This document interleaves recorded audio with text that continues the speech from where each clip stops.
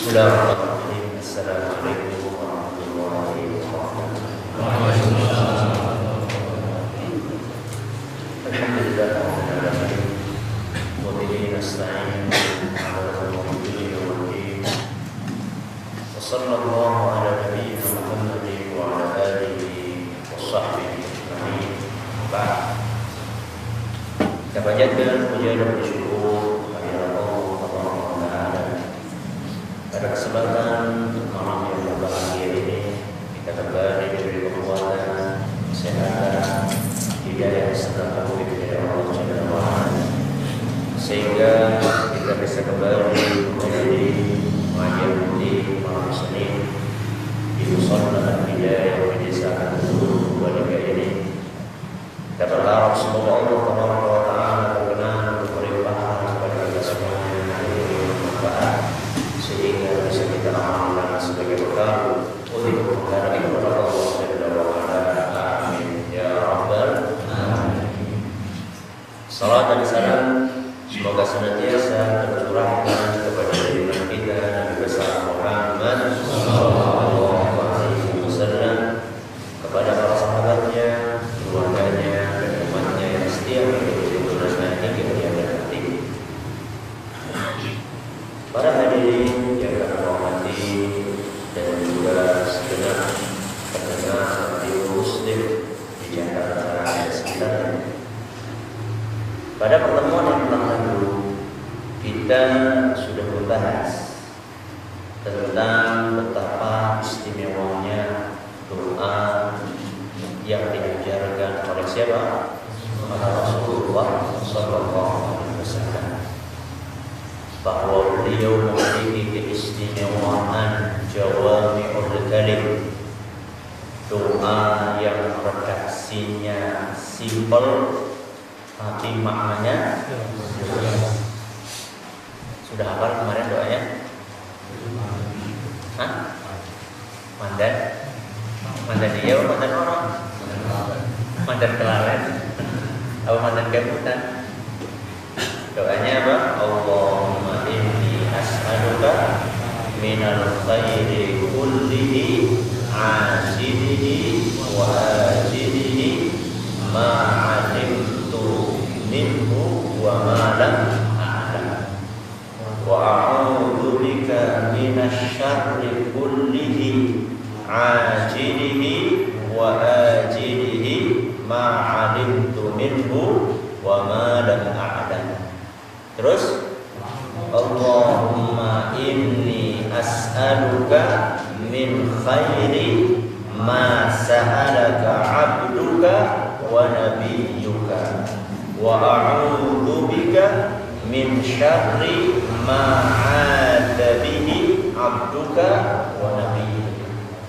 Terus yang ketiga, Allahumma inni as'aluka al-jannata wa ma qarraba ilaiha min qawlin aw 'amalin, wa a'udzu bika minan nari wa ma qarraba ilaiha min qawlin aw 'amalin. Yang keempat, wa as'aluka an taj'ala kulla qada'in qadaitahu li khairan.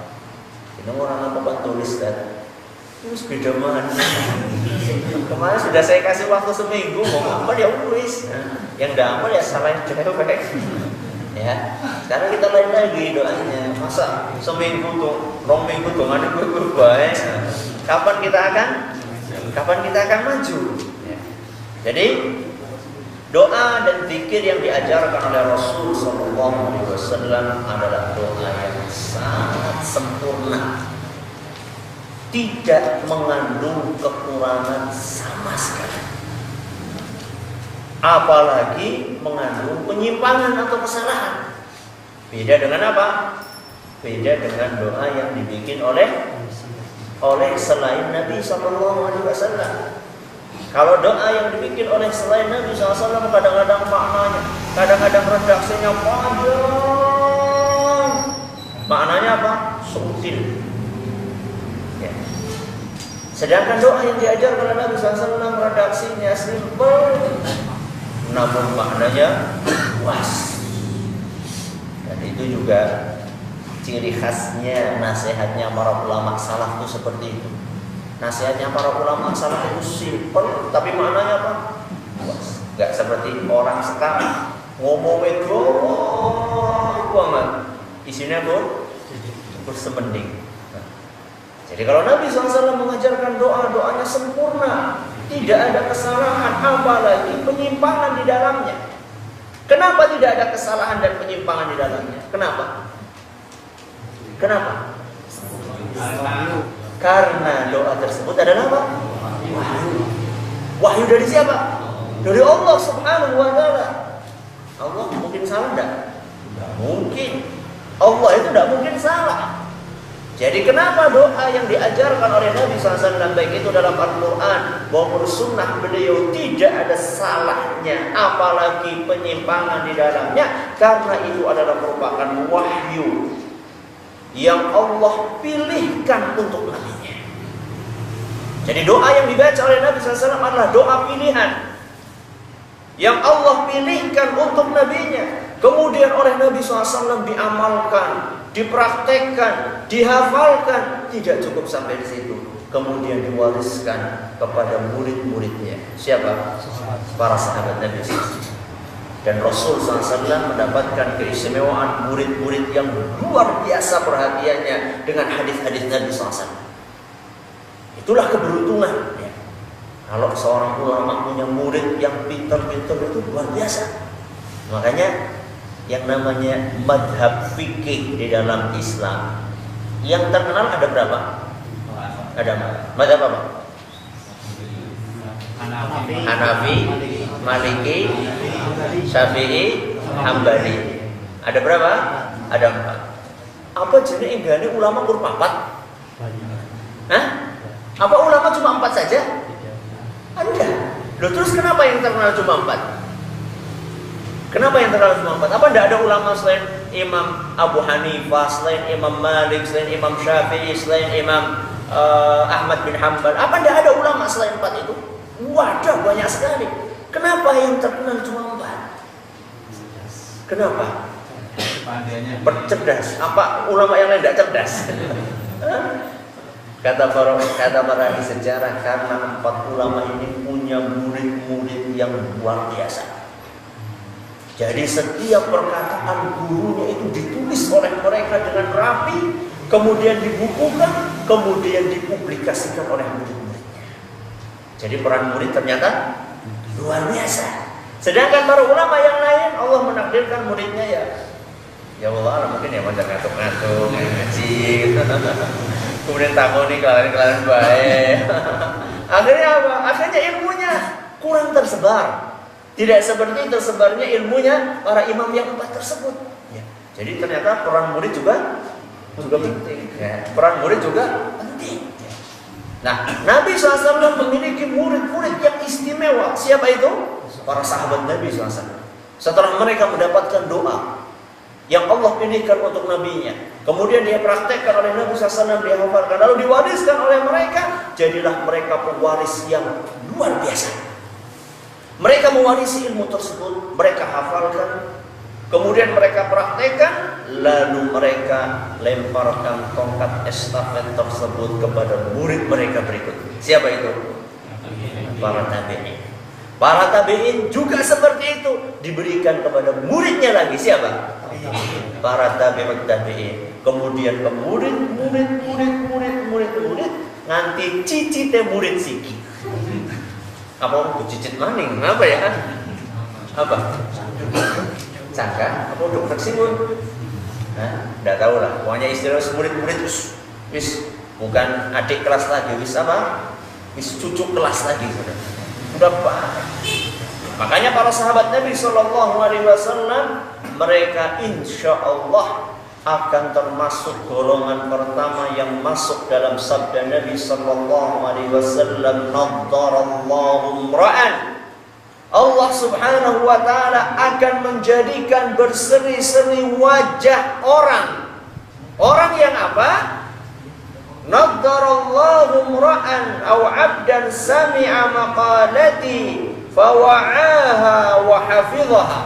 Allah Subhanahu wa ta'ala akan menjadikan wajah hamba berseri-seri manakala hamba tersebut mendengar hadisku. Mendengar hadisnya siapa? Rasulullah sallallahu alaihi wasallam. Fawa'aha, kemudian dia fahami. Wa hafidhaha, kemudian dia hafalkan. Jadi Allah akan menjadikan hamba wajahnya berseri-seri jika dia pertama mendengar apa? Hadis Nabi SAW. Tidak cuma didengar, kemudian difahami. Tidak cuma difahami, kemudian dihafalkan. Ya tentunya setelah itu dia apa? Dihafalkan. Dan tidak cukup sampai di situ. Nabi SAW berkata, "Tsumma addaha ila man lam yasma'ha." Kemudian hadis tersebut diajarkan kepada orang yang belum mendengarnya. Hadis riwayat Ahmad dan dinyatakan sahih oleh Syekh Al-Albani. Jadi ini keutamaan orang yang dengar hadis kemudian diajarkan sama orang lain. Maka panjenengan ya, kalau ngaji di sini enggak cukup hanya untuk jenengan. Ayo diajarkan sama yang belum dengar. Siapa? Ya siapa? Bojone, anake, ramane, biyune, lilike, mertuane, ya, aja jemput anaknya toh. Ajarkan ini, diajarkan kepada mereka, tularkan kepada mereka. Panjenengan sudah mendapatkan hadis ini. Kalau panjenengan ingin wajah panjenengan nanti pada hari kiamat berseri-seri, maka tidak cukup hanya kita memahami, tidak cukup kita hanya menghafalkan, tidak cukup kita hanya mempraktekkan, tapi kita perlu mengajarkan hadis tersebut kepada orang yang lain yang belum mendengarnya. Sekarang kita akan melihat bagaimana perhatian luar biasa Nabi kita Muhammad SAW dan para sahabatnya dalam mempraktekkan doa-doa dan zikir-zikir. Dan bagaimana mereka begitu semangat mengajarkan doa dan zikir itu kepada orang lain. Kita akan menyoroti beberapa kejadian pada zaman Nabi SAW. Ada sekitar 5 kejadian yang dari situ kita bisa sedikit memahami betapa besar perhatian mereka di dalam mengamalkan doa-doa dan wirid-wirid serta zikir-zikir yang ada tuntunannya, dan tidak cukup sampai di situ kemudian mengajarkannya kepada orang lain.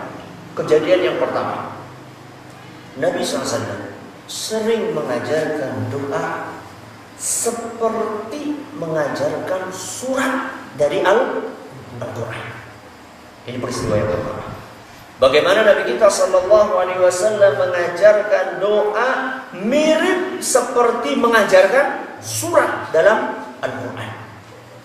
Di antara doa itu, apa yang disebutkan dalam Sahih Muslim dari Ibnu Abbas radhiyallahu anhuma, kata beliau, anna Rasulullah sallallahu alaihi wasallam kana yu'allimuhum hadha ad-du'a kama yu'allimuhum as-surata min al-Qur'an. Nabi sallallahu alaihi wasallam mengajarkan kepada para sahabatnya doa ini sebagaimana Nabi sallallahu alaihi wasallam mengajarkan surat dalam Al-Qur'an. Apa doa tersebut? Doa itu kata Ibnu Abbas, Allahumma inna na'udzubika min 'adzabi jahannam wa a'udzubika min 'adzabil qabri wa a'udzubika min fitnatil masiihid dajjal wa a'udzubika min fitnatil mahya wal mamat. Hadis riwayat Muslim. Jadi di sini kata Ibnu Abbas, Rasulullah SAW mengajarkan doa ini seperti mirip Rasulullah SAW mengajarkan surat dalam Al-Quran. Ini doa dalam riwayat lain disunahkan untuk dibaca kapan? Setelah tasyahud, sebelum salam. Ini salah satu momen yang mustajab untuk berdoa.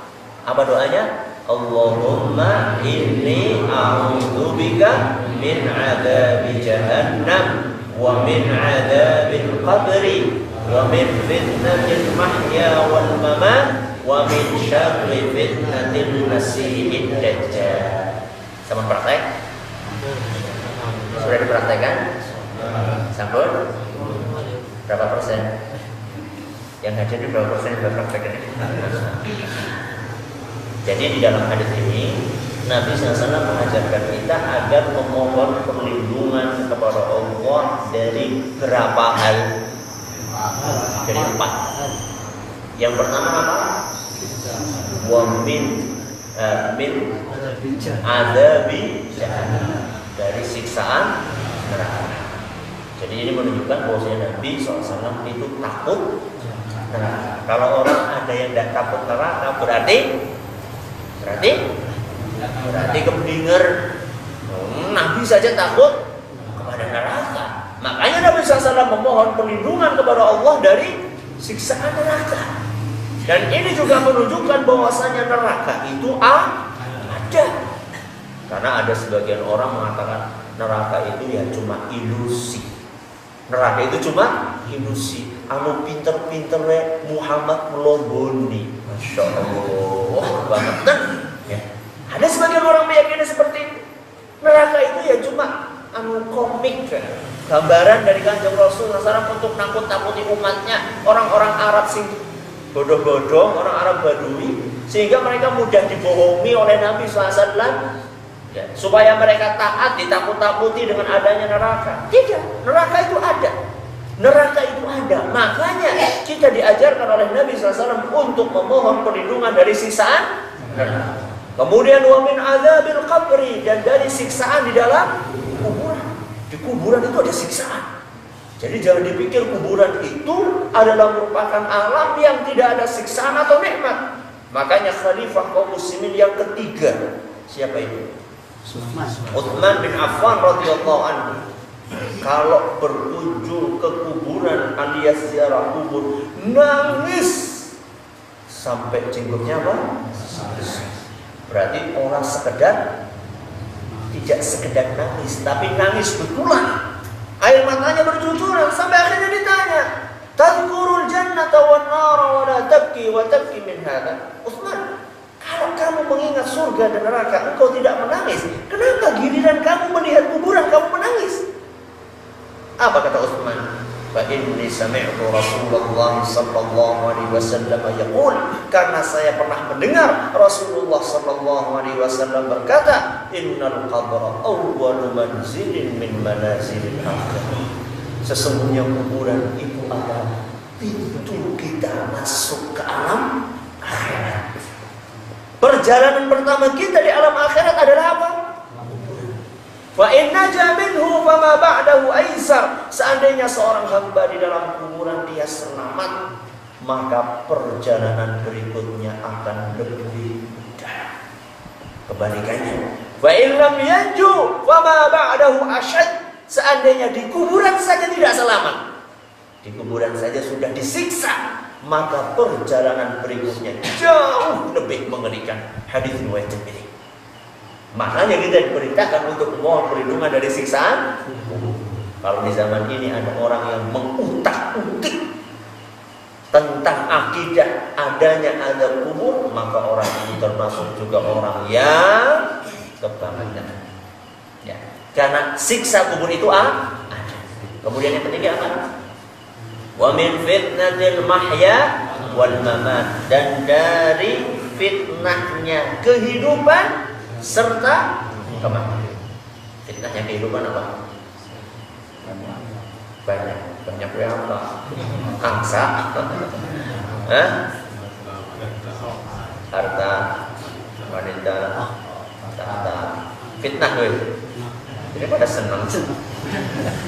Katanya fitnah, jadi pada senang. Banyak ya.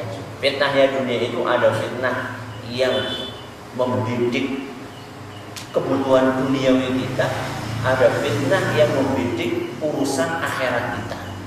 Di dunia itu ada fitnah ujian yang membidik urusan duniawi kita, kayak kesehatan, kemiskinan, kemudian kecelakaan. Ada juga fitnah yang merusak akhirat kita, seperti tadi maksiat dan seterusnya. Itu fitnahnya apa? Kehidupan. Fitnahnya kematian apa? Fitnahnya kematian banyak. Di antara lain adalah sakitnya ketika orang sedang sakaratul maut. Kemudian juga di antaranya adalah siksaan di alam kubur. Nauzubillah min dzalik. Kemudian yang keempat apa? wa min syarri fitnatil masiihid dajjal, dan dari kejahatan fitnahnya al-masih dajjal. Yang memiliki gelar al-masih ada berapa? Ada 2. Yang pertama siapa? Nabi Isa. Yang kedua dajjal. Berarti mirip. Hah? Mirip? Apa artinya al-masih? Hah? Yang mengusap. Mengusap apa? Hah? Yang menghapus. Apa? Yang menghapus. Kalau al-masih menghapus apa? Al-masih dajjal itu apa? Karena matanya terhapus. Salah satu dari matanya buta, seakan-akan terhapus, tidak ada matanya. Kalau Isa menghapus apa? Menghapus dosa, ya Allah. Menghapus apa? Menghapus kejahatan dan kemungkaran yang ada di muka bumi. Sama-sama al-masih, tapi beda. Nah, beda maknanya. Kalau ini al-masih dalam makna keburukan, kalau Nabi Isa al-masih dalam makna kebaikan.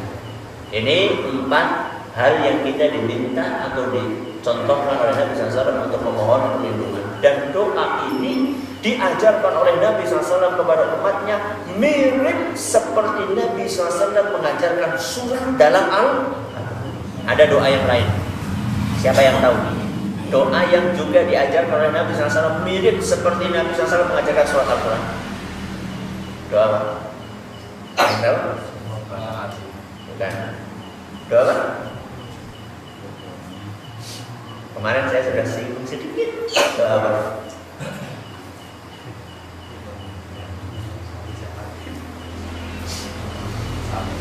Hah? Sapu jagat. Bukan. Doa apa? Doa istikharah. Doa apa? Istikharah. Pernah istikharah apa enggak? Hah? Pernah enggak? Domir apa pas mantenan orang istikharah? Hah? Pas milih calon enggak istikharah? Enggak. Sebutin cocok. Jadi siapa? Jadi berapa nih badannya kursi ora istikharah? Istikharah itu enggak cuma orang yang berpoligami saja, udah. Termasuk yang satu juga perlu apa? Istikharah dong. Istri itu kan teman hidup, sehidup dan semati-mati nikah lagi. Jadi itu sehidup, semati. Kalau kita istri itu kan teman hidup kita. Jadi masa kita mau nikah dan pakai istikharah itu gimana? Dan doa istikharah itu diajarkan oleh Nabi SAW. Karena Rasulullah SAW yu'allimuna doa al-istikharah kama yu'allimuna surata minal Quran. Sesungguhnya Rasulullah SAW mengajarkan kepada kami para sahabat Nabi SAW doa istikharah mirip seperti Nabi SAW mengajarkan surat dalam Al-Quran. Hadis yang diriwayatkan oleh Imam Al-Bukhari. Miripnya di mana ya? Nabi SAW mengajarkan beberapa doa mirip seperti Nabi SAW mengajarkan surat dalam Al-Quran. Miripnya di mana? Mirip apanya yang mirip? Apa? Bacaannya. Kenapa bacaannya? Sama apanya makanya. Miripnya di mana? Miripnya satu. Miripnya adalah kita harus menjaga redaksi. Menjaga redaksi. Termasuk susunan katanya. Sekarang boleh enggak kita qul a'udzu birabbin nas terus diwanik ilahin nas, boleh enggak? Enggak boleh.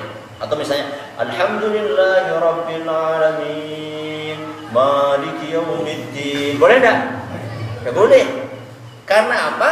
Karena itu sudah paten, sudah baku, susunannya sudah ditentukan oleh Nabi SAW, oleh Allah Subhanahu Wa Taala, kemudian diajarkan kepada Nabi. Jadi miripnya beberapa doa tersebut itu kita harus mengikuti susunannya seperti apa yang diajar oleh Nabi SAW. Kata Imam Ibnu Abi Jamrah, ini miripnya. Mirip yang pertama, mirip apanya? Mirip susunannya dan juga redaksinya tidak boleh dirubah-rubah. Dan juga termasuk di dalamnya adalah kita tidak boleh nambah, tidak boleh ngurang. Makanya tidak boleh ada orang Al-Fatihah 7 ayat kurang lah, tambah seayat mandi lah. Boleh enggak? Tidak boleh. Termasuk juga tidak boleh dikurangi. Misalnya ada orang membaca surah Al-Fatihah nggak pakai waladhdallin, ya. Itu juga tidak boleh. Begitupun doa-doa yang diajarkan oleh Nabi SAW, ini juga seharusnya jangan ditambahi dan jangan dikurangi. Ini mirip yang pertama. Mirip yang kedua adalah dari sisi penghormatannya. Jadi kita menghormati doa-doa seperti itu, doa-doa Nabi SAW, seperti kita menghormati surat dalam Al-Quran. Jadi sebagaimana surat dalam Al-Quran harus kita hormati, begitu pula doa-doa yang diajarkan oleh Nabi SAW harus kita hormati dan kita perhatikan.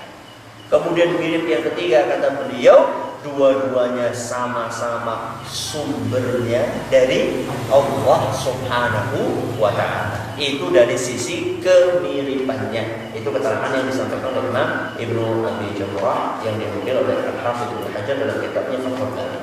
Itu peristiwa yang pertama tadi. Jadi peristiwa yang pertama yang menunjukkan betapa besar perhatian Nabi SAW terhadap perkara doa. Nabi SAW mengajarkan doa seperti mengajarkan surat dalam Al-Quran. Peristiwa yang kedua, para sahabat Nabi SAW mereka datang kepada beliau dan minta supaya diajari doa.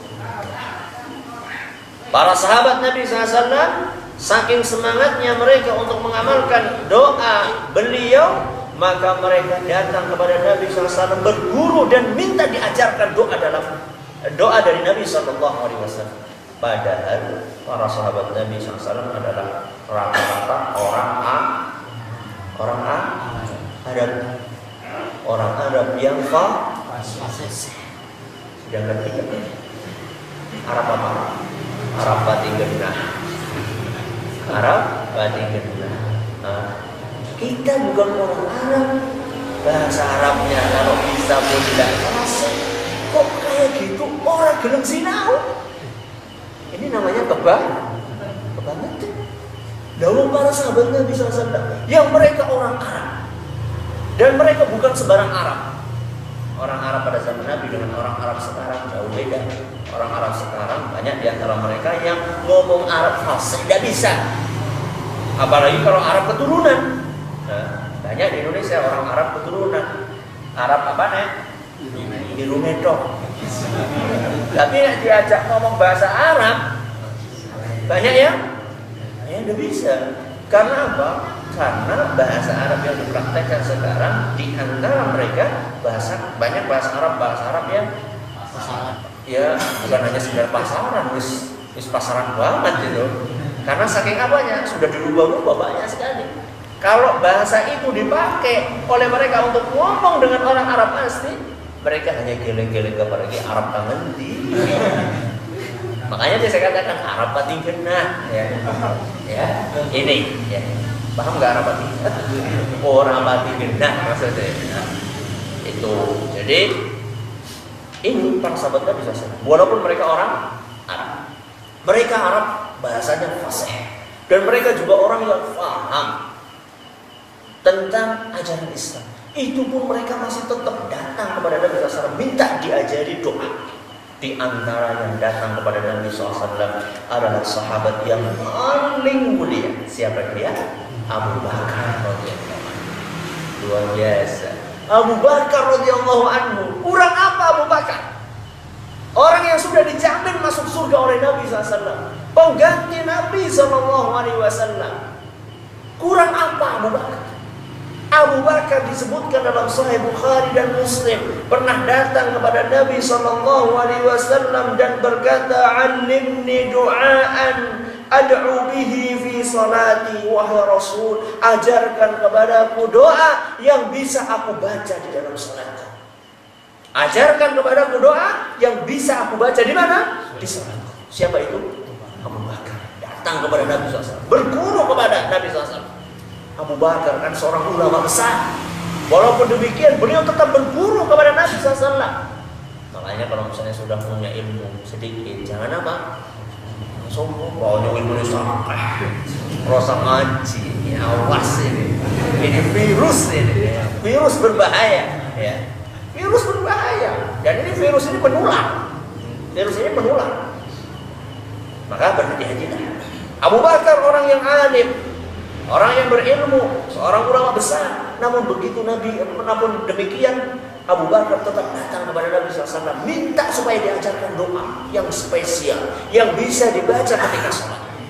Apa kata Nabi SAW? Kata Nabi SAW, Qul, bacalah, Allahumma inni zalamtu nafsi zulman katsira, wa la yaghfiru dzunuba illa anta, faghfirli maghfiratan min indika warhamni innaka antal ghafurur rahim. Hadis riwayat Bukhari dan Muslim. Ini doa yang diajarkan oleh Nabi SAW untuk siapa? Untuk Abu Bakar.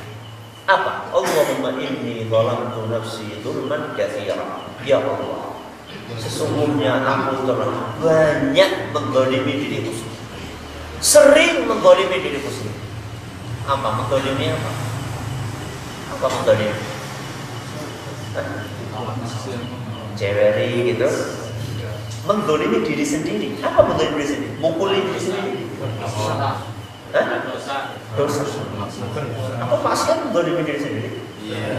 Iya. Jadi senang maksiat. Jadi mendzalimi diri sendiri. Enak loh. Mendzalimi kok enak? Mendzalimi itu kan menyakiti kan? Mendzalimi kan menyakiti. Kenapa kita suka menyakiti diri kita? Dengan apa? Perbuatan dosa. Dan itu makanya kelanjutannya wala yaghfiru dzunub, dan tidak ada yang mengampuni dosa. Jadi kalau kita melakukan perbuatan maksiat, sejatinya kita sedang menyakiti diri sendiri. Apa iya? Apa sakit? Sakit enggak?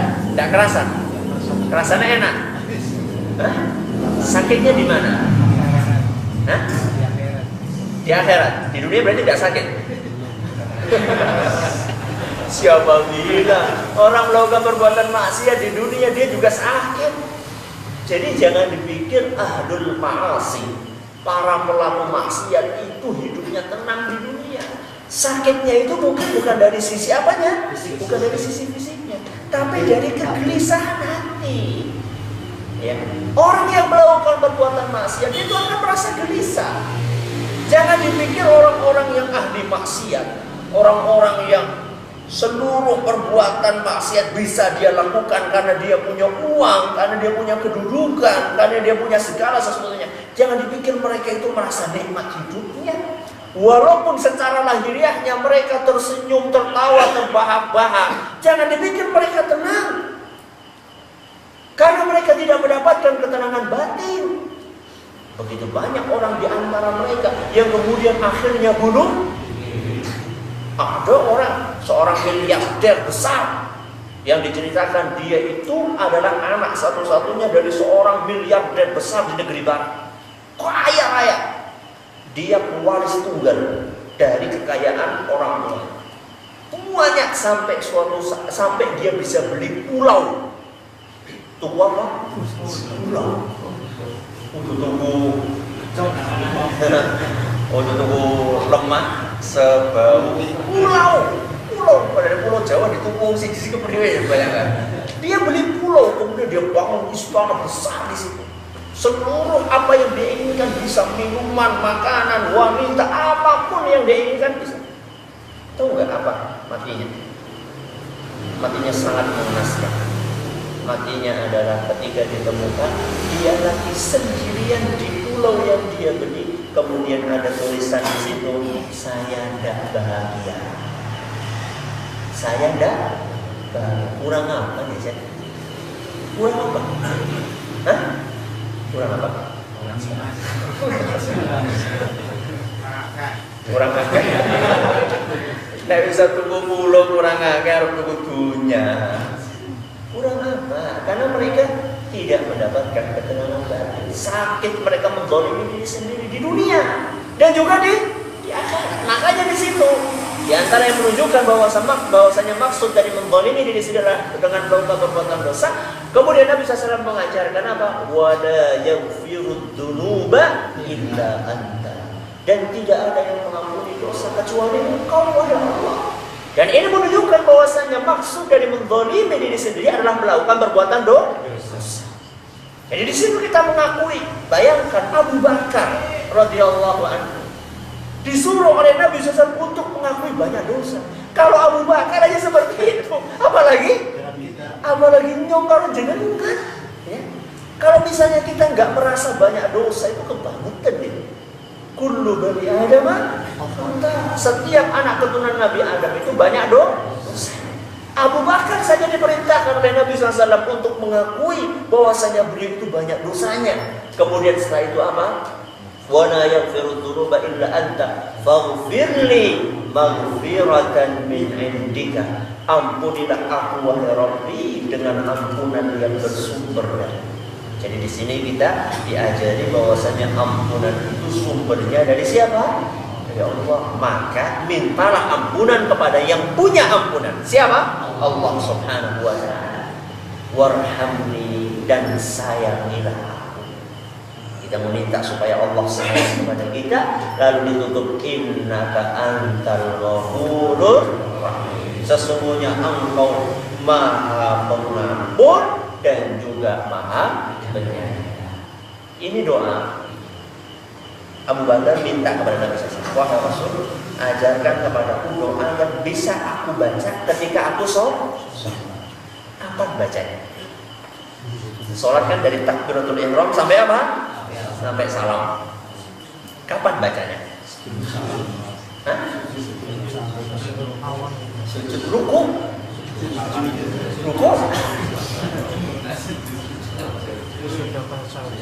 Sesudah tasawuf awal. Kata sebagian ulama, waktu yang paling ideal untuk membaca doa ini, doa-doa yang sifatnya masih umum, bacalah dalam sholat. Dalam sholat itu kan masih apa? Umum. Beda kalau yang di atas tadi. Kalau di atas kan sudah ditentukan oleh Nabi SAW. Kata Nabi SAW, idza tasyahhada ahadukum falyasta'id billah. Seandainya kalian selesai membaca tasyahud, maka hendaklah membaca doa itu. Kalau sudah ditentukan dalam sholat setelah tasyahud. Kalau ini kan belum ditentukan oleh Nabi SAW. Ya, jadi pokoknya baca aja dalam sholat. Kata para ulama, kalau ada hadis seperti ini, idealnya adalah salah satu di antara dua tempat dalam sholat. Yang pertama adalah ketika sujud. Yang kedua sama setelah tasyahud, sebelum apa? Kenapa idealnya di dua tempat ini? Karena dua tempat itu diperintahkan oleh Nabi SAW kepada kita agar kita memperbanyak doa di dalamnya. Jadi ada berapa? Dua. Idealnya di salah satu di antara dua ini. Yang pertama ketika sujud, yang kedua sebelum salam, setelah tasyahud. Jadi ketika sujud kita boleh membaca doa ini. Tapi sebagaimana yang sering saya ingatkan, kalau kita doa ketika sujud, kita harus memperhatikan seandainya posisi kita sebagai makmum. Kalau imamnya sudah bangkit, maka kita segera bangkit. Jangan sampai ada di antara kita yang imamnya sudah hampir salam, siapa? Saya sujud. Kenapa mas lagi doa? Kalau kita posisinya sebagai makmum, maka kita harus segera mengikuti imam. Makanya Rasulullah SAW berkata, "Idza sajada fasjudu." Kalau imamnya sudah sujud, segeralah sujud. Kalau imamnya sudah bangkit, segeralah bangkit. Karena kita manut apa? Manut imam. Itu. Tapi kalau misalnya ingin memperbanyak, silahkan ketika lagi sholat sendiri. Termasuk kalau lagi jadi imam, juga harus memperhatikan siapa? Makmumnya. Jangan sampai makmumnya disebekek, imamnya suwe banget ya. Makanya juga harus diperhatikan ya, harus diperhatikan pula kondisi makmum. Jadi pada kesempatan kali ini ada dua peristiwa yang menggambarkan kepada kita perhatian ekstra Nabi Shallallahu Alaihi Wasallam dalam masalah doa dan mengajarkannya kepada para sahabatnya. Yang pertama, Nabi Shallallahu Alaihi Wasallam mengajarkan beberapa doa mirip seperti mengajarkan surat dalam Al-Quran. Yang kedua apa? Nabi SAW, para sahabat Nabi SAW datang kepada Nabi SAW untuk minta diajari doa. Sampai di sini pengajian kita pada kesempatan kali ini. Terima kasih atas perhatiannya. Mohon maaf atas segala kekurangannya. Kita tutup dengan membaca Subhanallah wa bihamdika.